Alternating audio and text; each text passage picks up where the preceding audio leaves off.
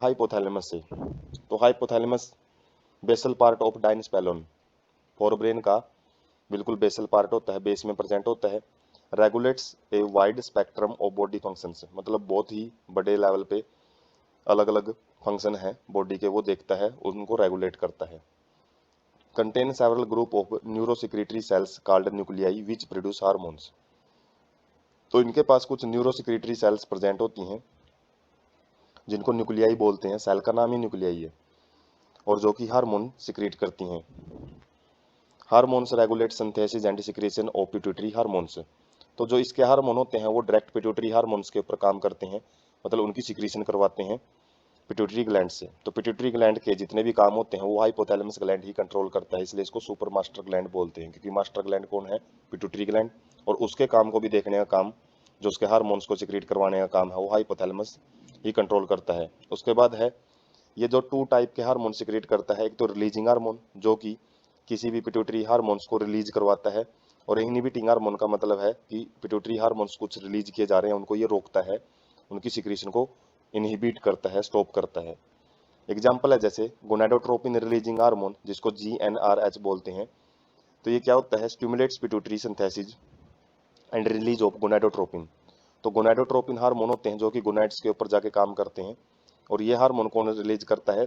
Pituitary gland release करती हैं।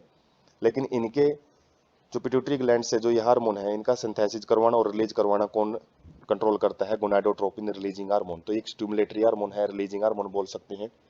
जबकि सोमैटोस्टेसिन ये क्या करता है?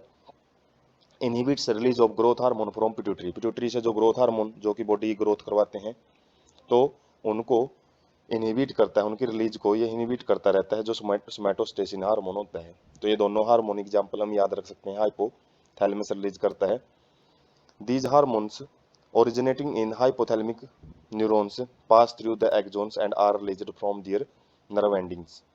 तो जो ये हार्मोन्स हैं ये हाइपोथैलेमस रीजन से, जो हाइपोथैलेमिक न्यूरॉन है वहाँ से पैदा होते हैं, और एक्सोन के जरिए, जैसे हमने जो ट्रांसमिशन पढ़ा था, जो वेसिकल्स बनते हैं, और वेसिकल से फिर ये हार्मोन्स को जो नर्व एंडिंग्स हैं, जो नोब होते हैं एक्सोन नोब्स, उनसे किसके पास भेजा जाता है? पिट्यूटरी ग्लैंड्स के पास भेजा जाता है। मतलब डायरेक्ट कनेक्शन होता है, यहाँ पे ब्लड की जरूरत नहीं होती कि ब्लड हाइपोथैलेमस हार्मोन को पिट्यूटरी के पास लेके जाता है। डायरेक्ट कनेक्शन होता है पिट्यूटरी का और हाइपोथैलेमस रीजन का।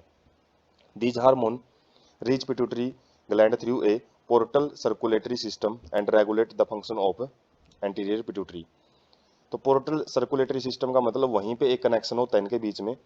मतलब ऐसा नहीं कि पूरी बॉडी के अंदर ये हार्मोन सर्कुलेट करते हैं, केवल जो हाइपोथैलेमस और पिट्यूटरी के बीच में ये हार्मोन सर्कुलेट करेंगे, और जिस कनेक्शन के जरिए ये दोनों ग्लैंड्स आपस में जॉइंट होती हैं तो उसको पोर्टल सर्कुलेटरी सिस्टम बोलते हैं।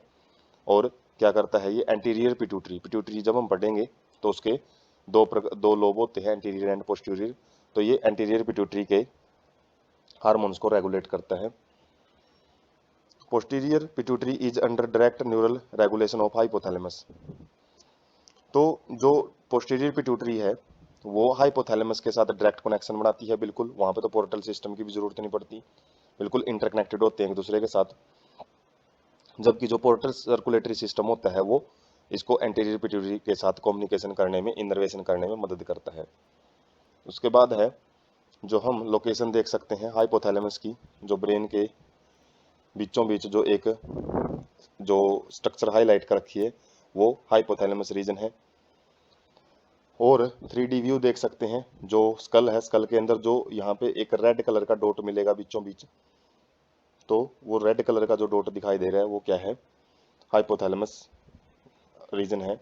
और जो अलग अलग ये काम करता है, जैसे जो एजिंग वगैरह है, एजिंग मतलब जो भी सेल ग्रोथ वगैरह करवाता है, इम्यून रिस्पॉन्स है, अलग अलग एंटीबॉडीज क्रिएट करता है, कार्डियोवैस्कुलर हीमोस्टेसिस का मतलब है जो भी एक बीटिंग वगैरह होती है, हार्ट बीट्स, उनको ये लगातार एक रेगुलर वे में कंट्रोल करता है। उसके बाद जो फीटस डेवलपमेंट होता है, एम्ब्रियोजेनेसिस, वो करवाता है।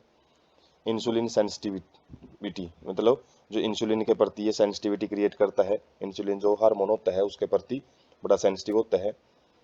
और जो nutrient sensing and food absorption, जो न्यूट्रिएंट की सेंसिंग, मतलब जो भी डाइजेस्टिव ट्रैक में न्यूट्रिएंट्स वगैरह होते हैं, और फूड एब्जॉर्प्शन में भी ये मदद करवाता है। तो ये अलग अलग फंक्शन है जो हम हाइपोथैलेमस ग्लैंड के समझ सकते हैं। हाइपोथैलेमस जो पार्ट है ब्रेन का, ग्लैंड नहीं है, पार्ट है ये, फोर ब्रेन के पार्ट में आता है।